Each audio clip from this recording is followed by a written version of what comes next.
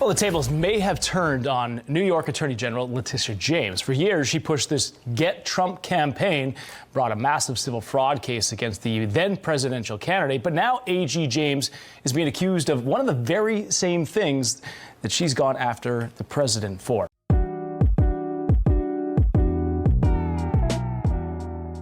Hey, what's up, Political Detox fam? Today we're diving deep into a story that's got layers.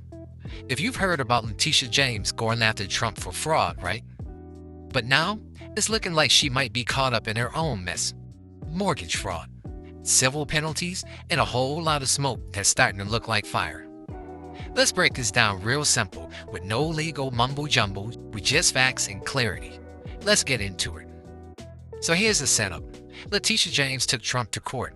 Said he inflated his property values to get better loans, like telling the bank your building's worth $100 million when it's really worth $40, just to lock in a sweet deal. The courts agreed. Trump got hit with over $450 million in penalties and got banned from running any New York business for 3 years. Now that's heavy. But now, the heat's turning back on Letitia. And it turns out that Letitia James bought a house in Virginia with her niece. Nothing shady about that on its own, but the way she got the mortgage, that's when the questions start. She told her broker in writing, quote unquote, "This won't be my primary residence." But just 15 days later, she signed a legal document saying that it would. Now that's a big switch up. Now let me pause right here, because if you ever apply for a mortgage, you know that by saying it's your primary residence, you'll get better terms, lower down payments, lower interest rates, less cash up front. But you gotta live there. That's the rule. If you say you're gonna live there just to get perks, but you know you're not, that's mortgage fraud. And that's a federal crime under 18 U.S.C. 1014. Now here's where it gets deeper. By claiming she'd lived there, Letitia saved over $100,000 in fees, interest, and down payment. Now that's not pocket change. And the paper trail, well, it's tight. Now, on August 2nd, she emails the broker, says she's not living there. August 17th, she signs a sworn statement saying she is. August 30th, the loan closes. That's a 2-week flip from the truth to what looks like a lie, and the feds don't play with that.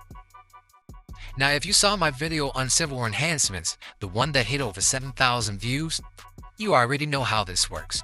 You're ahead of the game. Civil enhancements are like legal steroids. They multiply the penalties based on how bad the fraud is, how much money was involved, and whether there was abuse of public trust. And Letitia? She's the state's top law enforcer. If she's found guilty, those enhancements could hit hard. We're talking financial ruin without a single day in jail. And here's why I gotta speak on it. Because this ain't just about paperwork. This is about trust.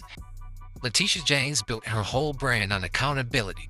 She said nobody's above the law, but now folks are asking, does that include her? Fox News has been all over this. Jonathan Turley, a legal analyst, says if we apply the same standard Letitia James used on Trump, there is no question this is fraud. And I gotta say, that's a fair point. And if you're gonna prosecute someone for inflating numbers, you better make darn sure that your own paperwork is squeaky clean. And it doesn't stop there. The Federal Housing Finance Agency sent a criminal referral to the DOJ. The FBI is involved. A grand jury in Virginia has already issued subpoenas. This ain't just political noise, it's a real investigation. Now here's something wild. According to reports, Letitia may have also misrepresented a Brooklyn property, saying it had 4 units instead of 5. Why does that matter? Because fewer units can mean better loan terms.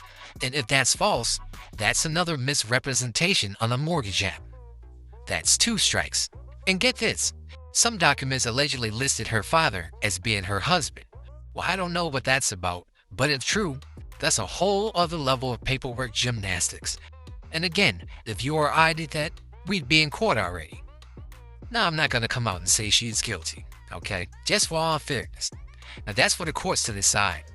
But I am saying this. If you're going to hold others to the fire, you better not be playing with matches yourself. So what do y'all think? Is this just a mistake? Or is it a case of rules for thee, not for me? Is Letitia James being unfairly targeted? Or is this karma coming full circle on her? Drop your thoughts in the comments.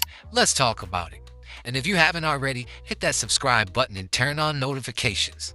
We're closing in on 200 subs, y'all, and your support helps us keep breaking down the stories that matter without the spin. This is Political Detox, where we call it like it is, break it down for the people, and keep it real every time. Stay sharp, and as always, thanks for watching.